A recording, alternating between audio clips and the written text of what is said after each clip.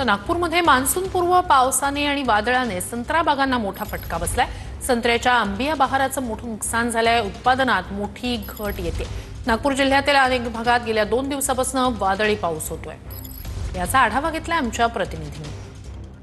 नागपूर जिल्ह्यात गेल्या 2 दिवसांपासून पूर्वमोसमी पाऊस आणि वादळी वाऱ्यांमुळे संत्रा आणि मोसंबीच्या बागांचं मोठं नुकसान या ठिकाणी होत आहे।